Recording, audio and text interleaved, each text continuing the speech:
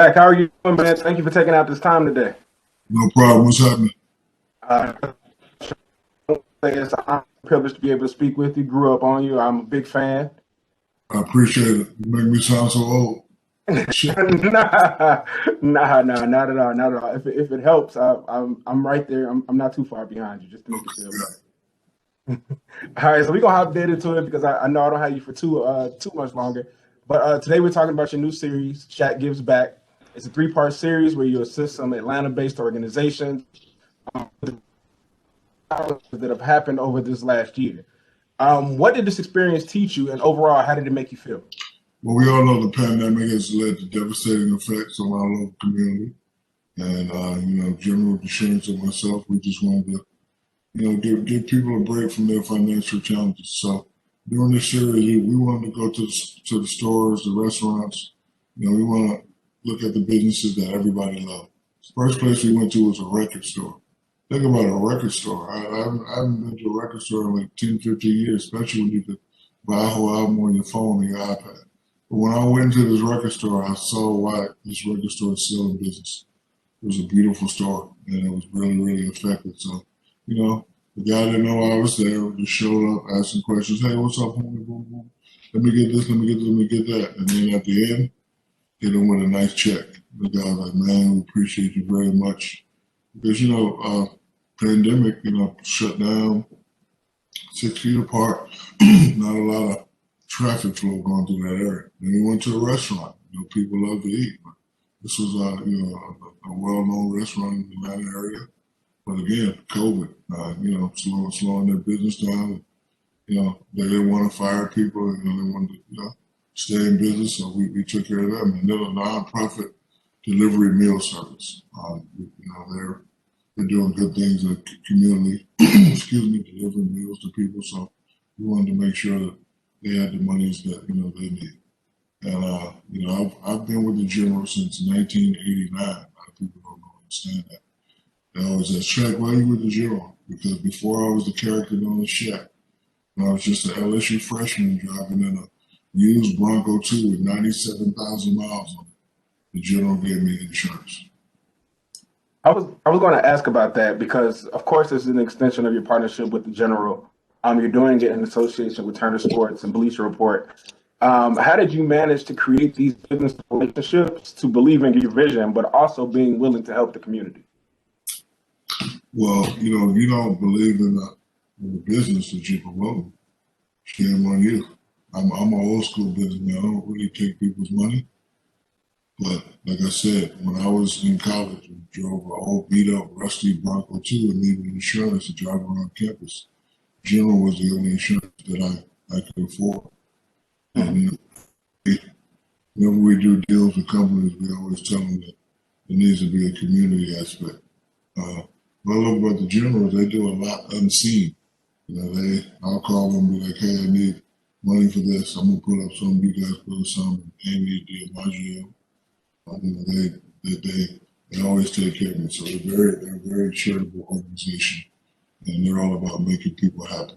And not to mention being a quality insurance company that's been saving people money for about 60 years. We see you do acts of generosity all the time. We've heard about you buying groceries in Walmart. Just the other day, we saw you help out the guy in the jewelry store. You have initiatives like this, and we know your character, and it's not for the look, but it's specifically because you have that in your heart. What do you think made or who put that piece of generosity in your spirit where you always want to help people? Dr. Shaquille O'Neal, which happens to be my mother. Right when I retired, she put both hands on my shoulder and said, baby, I love you. You've been listening since 13 years old. What I think you should do now is just start, blessing other people, making people happy. I want you to do one good deed a day. I didn't know what that meant until it just hit me. So like a lot of stuff that I do, it's not planned. Only time it's planned is when I go to big stores like Walmart, Best Buy, and furniture stores. That's when it's planned. That's when I said, okay, I'm about to go buy me some furniture.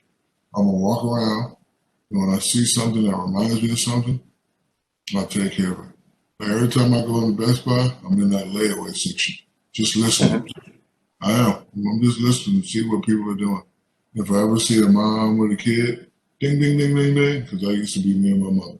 Whenever I'm in the Walmart section, I'm roaming around the toy section, just looking. Mm-hmm. And I see some kids walking around and be like, hello, how are you? Hi. You know who I am? Yeah, you're the guy. You're the Shaq guy. You doing good in school? Yep. You have a bike? Nope. You want a bike? Yes. Before I give you this bike, ask your mama, can you take a bike from the stranger? I go, and my mom be like, oh my God, how are you, Shaq? Yeah, I want to buy your son a bike. He's doing good in school. Oh my God, he's always wanted a bike. Like, just little stuff like that. And that's just all about making people smile. My favorite thing to buy is them 75-inch TVs because they're only $700 now. I get that for sure. But this is a part of one of your many adventures. We know you as a man of many careers. Aside from this series, is there anything that is coming soon or that you're working on that you think people will be really excited for, or something that has you really excited? Man, look, I have a lot of stuff. I don't really like to promote like that unless it's really top of the line. This right here, what Joe and myself done, this is top of the line. These were businesses that have been around for a while, and without this financial system, they would have to probably make the rough decision of, do we let some people go? Do we move on? Do we disappear forever? So we just wanted to, just let them know that we recognize them, that we love them, we share. And we're doing it because we want other big time corporations to follow. Mhm. Always said, if you get one big time person to just take care of where they come from and where they live, the world will be a better place. I want to do this is my dream before I leave this earth. I want to do a 50 state Shaq Claus Shaq-a-thon. Like, for example, I'm Shaq. I'm taking care of Atlanta, New Jersey, Louisiana, Texas, and California. Oh, speaking of California, we're going to Snoop Dogg. He's in Long Beach. Hey, man, Snoop Dogg, boom, boom, boom, boom. Snoop Dogg going to send it to Oakland. Too Short. Too Short going to send it to E40. E40 going to send it up to Portland to Damian Lillard. I was speaking of Portland, Bill Gates is also like, just have every big time person take care of where they come from. Look, if I can take care of the world, trust me, I will, brother. It'll be an honor and a joy for me to take care of everybody. I understand that, and when you need someone to help you out here in Chicago, I'll be the person to call on. Yep. All right, so I would be remiss if I didn't get a chance to ask you a basketball question. The one that I Yep. specifically want to get into is recently I've been seeing online a lot of chatter and people comparing the dominance of Zion Williamson to you. How do you feel about that? Because of course there'll never be another Shaq. Shaq is Shaq. But do you think it's a disservice to him for them to attach words comparing you to? It's wouldn't say it's a dishonor. It's just that when you get compared to the greats, it's Mhm. that people see something in you. Now, I was taught that being great is about being super consistent. Like whenever I had 2 or 3 bad games in a row, I would get the call from the board. Hey man, what you doing?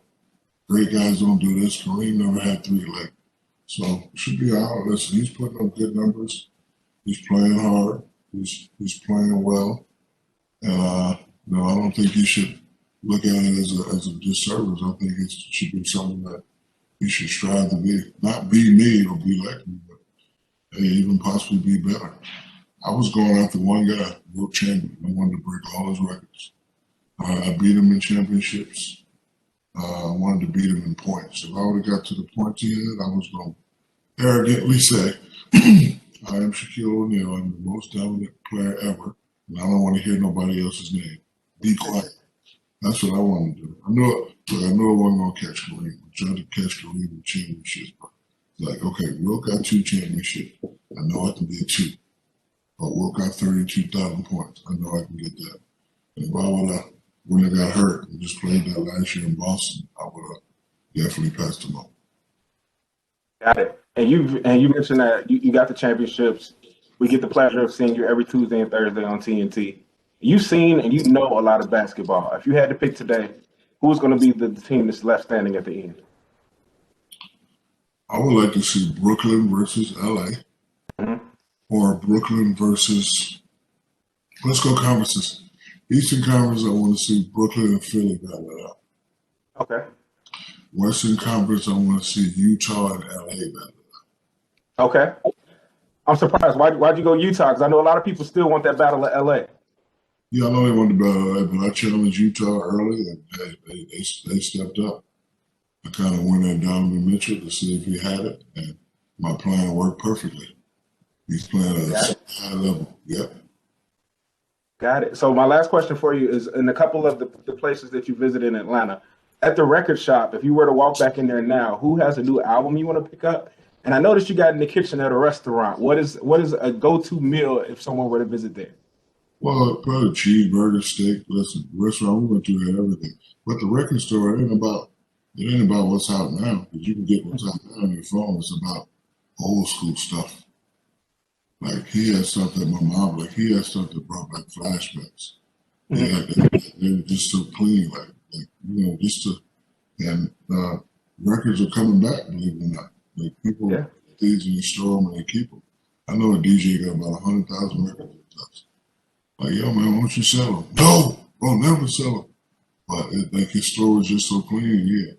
He had CDs, he had movies, he had old stuff. I bought a lot of stuff and I gave it to my mom, and she was so happy. Got it. I love that story a lot, man. And Shaq, I really appreciate your time, and I really love the work that you're doing. I hope we could cross paths whenever the pandemic doesn't, confine people to their homes. But I really thank you for your time today.